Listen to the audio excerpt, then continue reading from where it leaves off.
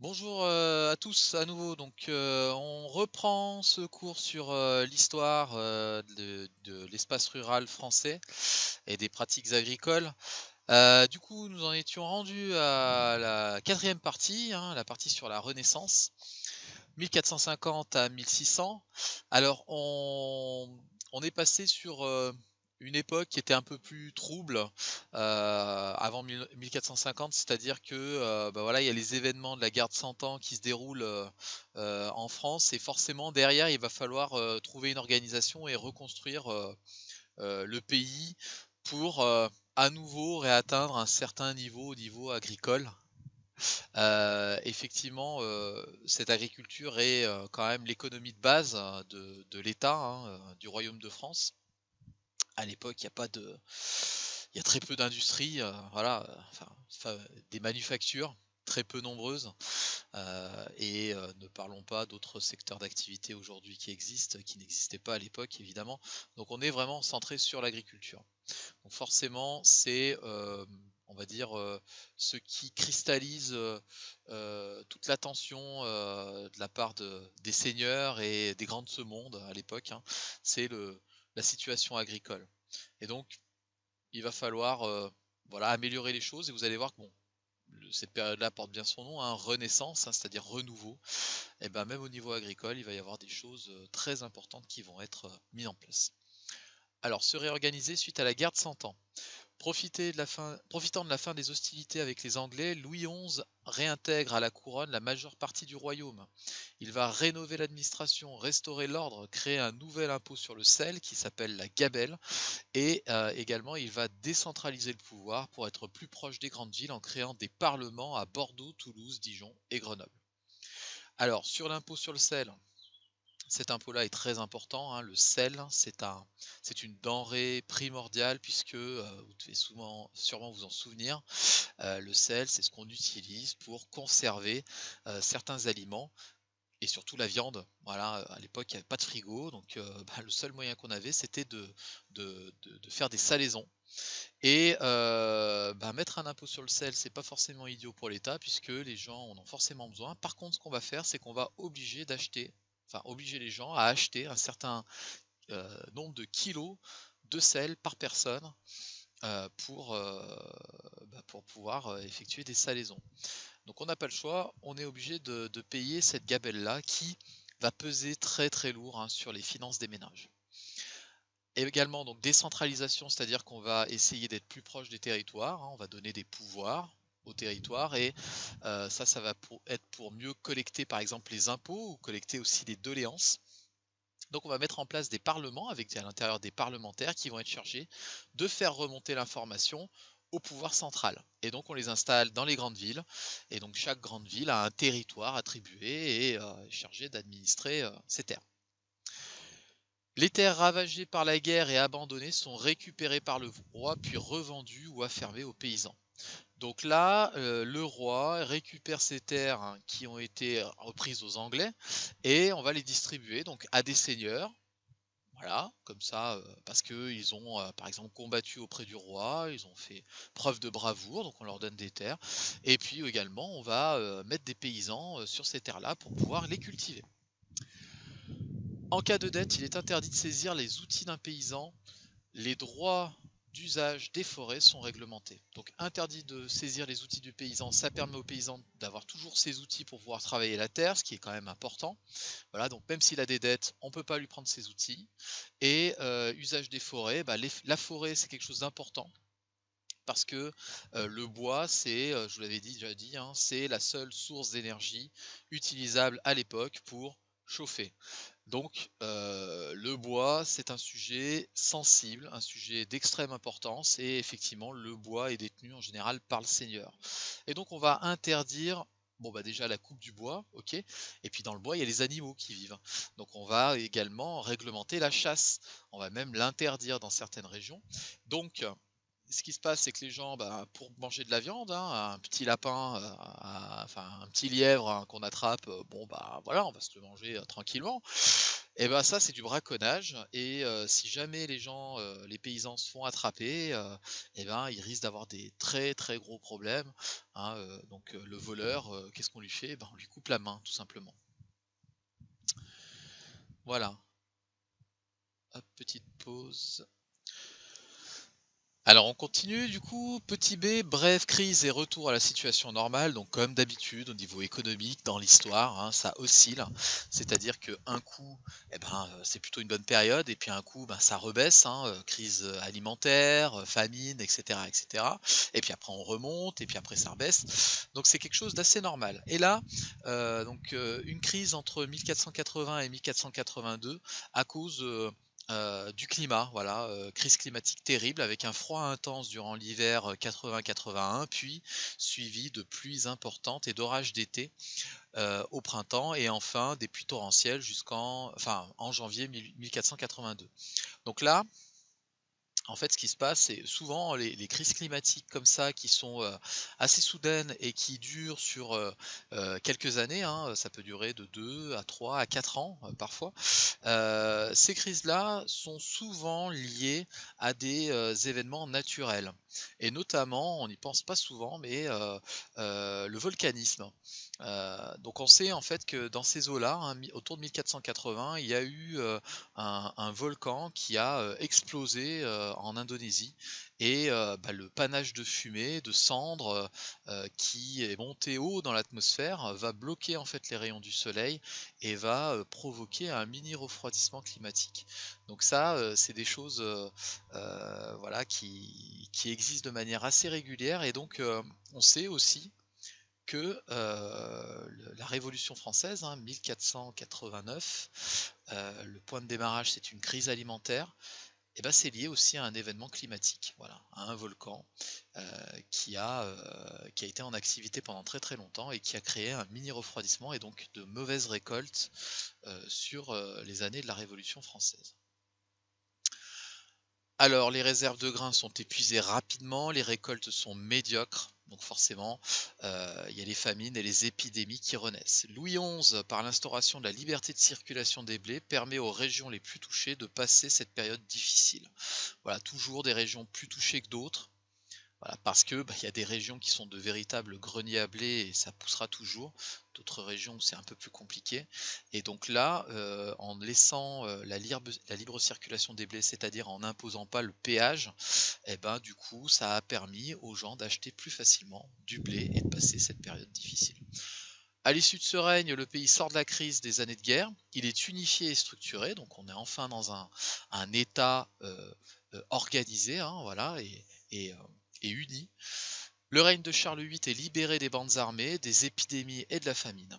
Les acquis du XIIe siècle sont reconstitués, donc autour de l'année 1500, hein, sans modification technique fondamentale. Les surfaces cultivées retrouvent le même niveau qu'avant et la population atteint de nouveau les 20 millions d'habitants. Donc on va à nouveau avoir, ce qu'on connaissait autour des années 1200. Donc c'est quand même assez long, voilà, 3 siècles pour, pouvoir atteindre à nouveau, le niveau précédent. Donc ça veut dire vraiment que ces 300 années là entre, donc 1200 et 1500 ont été très, très, très, très rudes. Redécouverte et découverte d'une science agricole. Donc la Renaissance, le principe, hein, c'est la redécouverte en fait de, textes humanistes de l'Antiquité.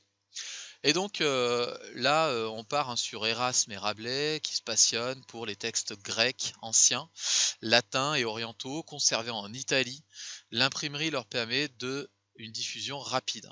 Donc là, l'imprimerie dans l'agriculture va avoir un rôle fondamental puisque c'est grâce à ça qu'on va pouvoir, transmettre, à des territoires, bien précis, des traités d'agriculture, d'agronomie et où les agriculteurs, qui sont un petit peu savants pour certains, hein, voilà, ou en tout cas les seigneurs, vont faire appliquer, les principes anciens. Et donc ça, c'est très intéressant pour l'époque, voilà. Les savants redécouvrent les écrits des agronomes de l'Antiquité. Les premiers ouvrages relatifs à l'agronomie et à l'agriculture apparaissent et sont traduits en plusieurs langues. Voilà, vraiment l'imprimerie, ça permet, ça a été une vraie révolution dans ce domaine-là. Je vous ai mis un exemple que vous trouverez, quelques pages en dessous, hein, donc la gravure de Pietro di Crescenzi et le calendrier des travaux agricoles. Donc là, je vous avais proposé une étude de doc, donc chaque vignette correspond en fait à un mois de l'année et ensuite chaque vignette présente une pratique à avoir sur ce mois. Voilà, donc c'est une mini correction que je vous fais. On aura l'occasion de revenir brièvement dessus, hein, mais en gros, les périodes froides, on fait des travaux d'entretien. Donc c'est pour ça, par exemple, que sur le mois de janvier, on récupère de l'argile, que cette argile sert pour rénover les bâtiments agricoles, faire des tuiles, des choses comme ça. Voilà. Et oui, parce que les tuiles de l'époque, elles duraient pas 25 ans comme aujourd'hui, hein, d'accord? Elles duraient la saison, quoi, donc il fallait les changer régulièrement. Après, bah, sur les autres mois, bon, bah, plus on arrive vers le printemps, plus il va falloir, amender le sol en mettant, du fumier, des choses comme ça. Planter le blé et puis, bah, après les périodes estivales, la moisson, où vous voyez qu'on moissonne à plusieurs, hein. Le battage avec, le fléau, et puis et cetera, jusqu'à donc, l'automne où on fait la glandée des porcs, c'est-à-dire qu'on laisse les porcs paître dans la forêt. Donc ça, c'est quelque chose que les paysans avaient le droit, hein, de laisser les porcs dans la forêt, c'est ce qu'on faisait, hein, on les mettait pas dans des porcheries. Avec le bâton, ils faisaient tomber les glands, des chênes, hein, donc le porc se nourrissait de glands et puis arrivé, fin de l'année, le décembre, bah, on tuait le cochon, quoi. Voilà et on faisait, et on mangeait tout, voilà, puisque tout est bon dans le cochon, forcément. On passe à la suite.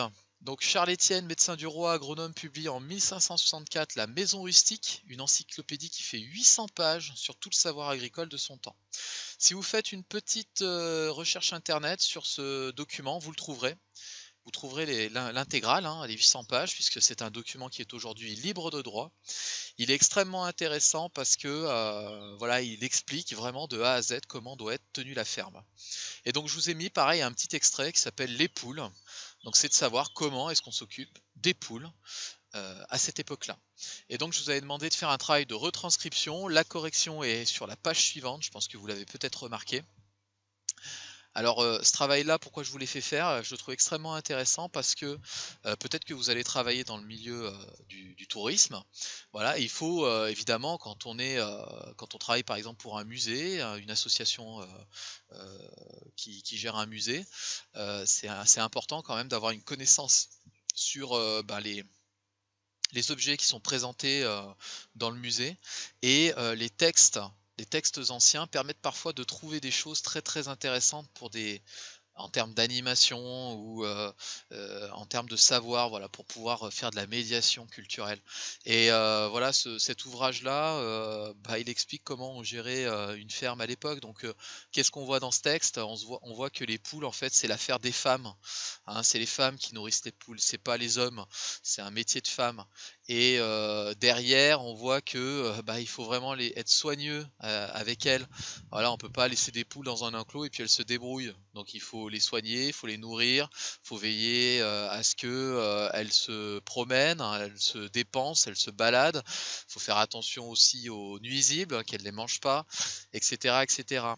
Et puis, dans ce texte, j'aimais bien aussi, bon l'écriture. Alors, peut-être que vous vous êtes arraché la tête à essayer de lire, la première phrase, mais, bon voilà la façon dont, on écrivait à l'époque, où on prononçait les mots. Voilà, par exemple, bah, le circonflexe, ça existait pas à l'époque. Donc, par exemple, quand on voulait écrire, il faut se lever tôt, hein, tôt aujourd'hui c'est T-O accent circonflexe T, et bah, à l'époque c'était toast, parce qu'on remplaçait par un S. C'est comme hôpital, on disait hospital, voilà, hospitalier. Ça existe toujours d'ailleurs. Mais voilà, du coup, je trouvais ce texte assez intéressant. J'espère que voilà, certains sont un petit peu amusés à essayer de retranscrire tout ça, ou de le relire. Ensuite, Olivier de Serres constitue patiemment une exploitation modèle et tire de ses expériences son ouvrage magistral, Le théâtre d'agriculture et mécenage des champs, qu'il publie en 1600. et qui sera réédité 19 fois jusqu'en 1675. Ces instructions sur la suppression de la jachère, la culture de légumineuses fourragères et de plantes nouvelles, dont la pomme de terre aurait pu être le point de départ d'une révolution agricole. Donc Olivier de Serres, il demande à ce que les agriculteurs produisent des pommes de terre, mais pas pour la consommation des hommes, en fait, pour la consommation animale. On se rendait pas compte à l'époque que de la valeur nutritive de la pomme de terre. La pomme de terre a sauvé des pays hein, de la famine au 19e siècle, hein. L'Irlande, par exemple, ben vraiment, s'il n'y avait pas eu la pomme de terre, ça aurait été très, très compliqué dans le pays, hein. Déjà, il y a eu beaucoup de migration vers les États-Unis, hein, à cause de cette crise alimentaire. Et ben, la pomme de terre a quand même permis de limiter ça. Parce que la pomme de terre, l'avantage, c'est que bon, c'est très nourrissant, voilà, mais ça avec peu, on en produit beaucoup, hein. Avec une pomme de terre, vous en faites 10.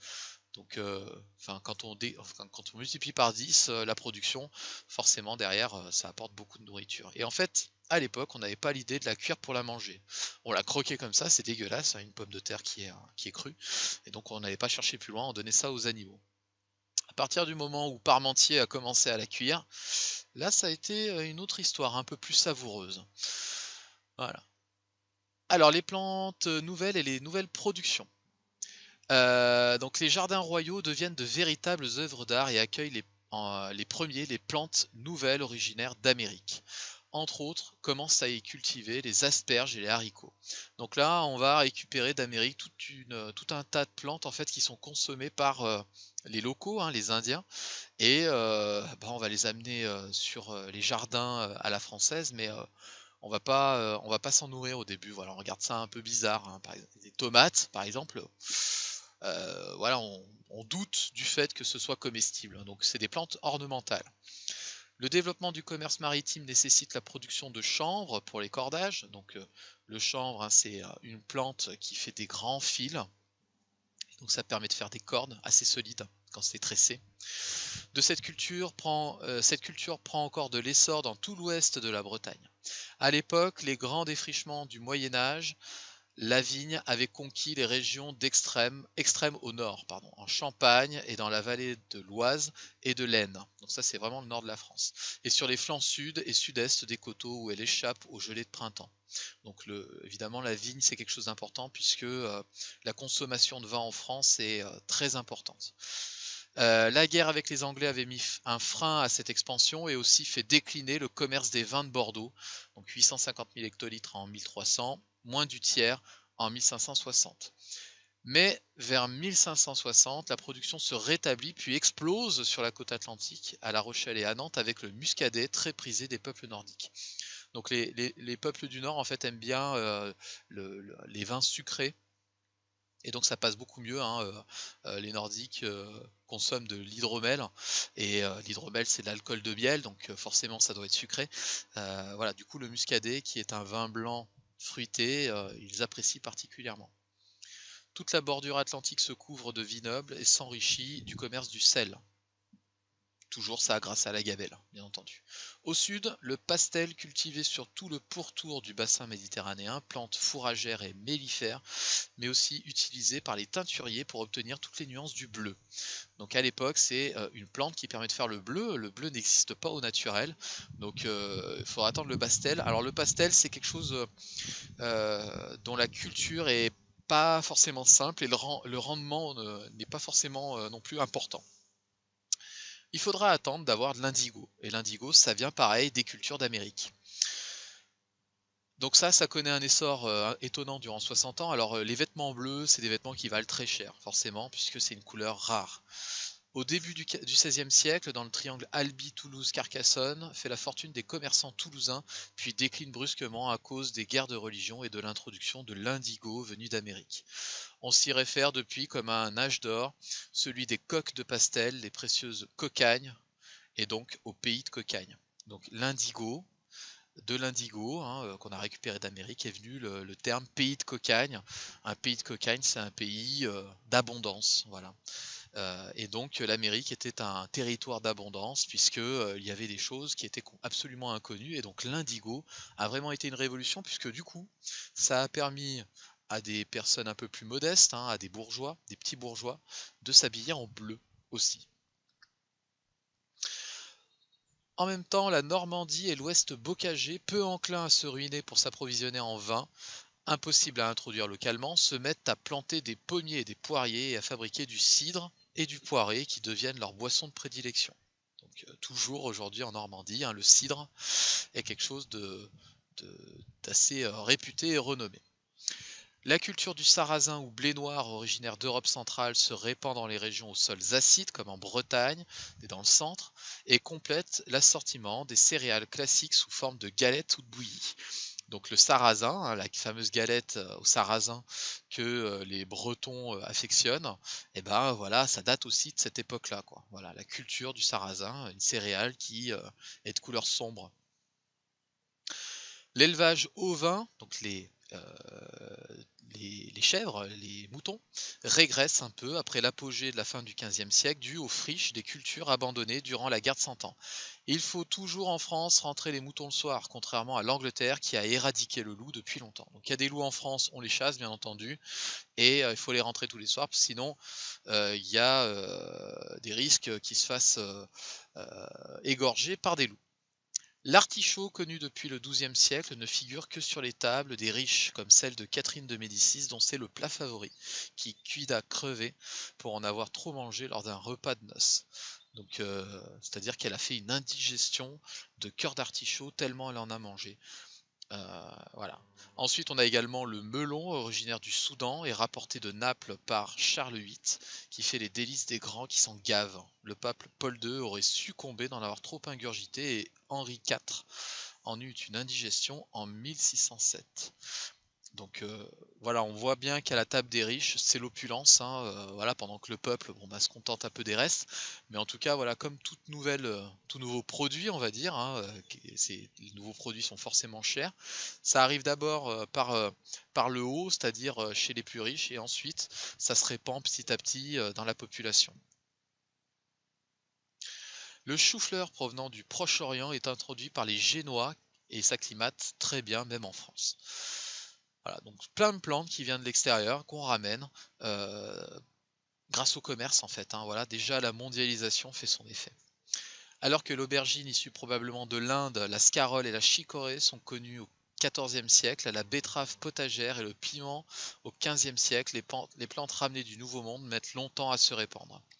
La pomme de terre cultivée au Chili et au Pérou arrive en Europe en 1550 et 1558, mais les tubercules sont petits, âcres et ne servent qu'à la nourriture animale, c'est ce que je vous disais. Les cucurbitacées originaires d'Amérique, potirons, citrouilles, courges musquées, plus productives sous un climat pluvieux et chaud, se propagent dans le Midi, mais la tomate introduite dans la péninsule ibérique restera longtemps considérée en France comme une plante ornementale. C'est encore la tomate cerise. Donc pas de grosses tomates, hein, des tomates cerises que l'on consomme. Et donc en fait, comme je vous disais, on se méfie de la tomate, hein.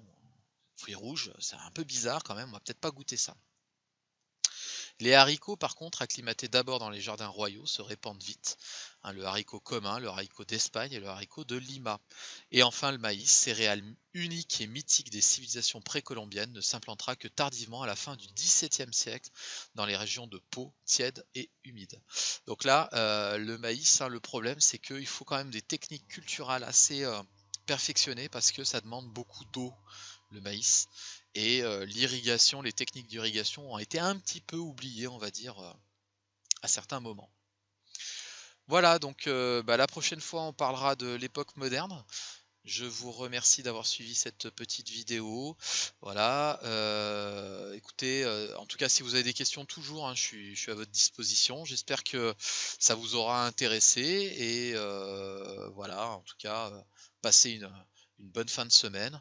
Et puis à très bientôt, jeunes gens.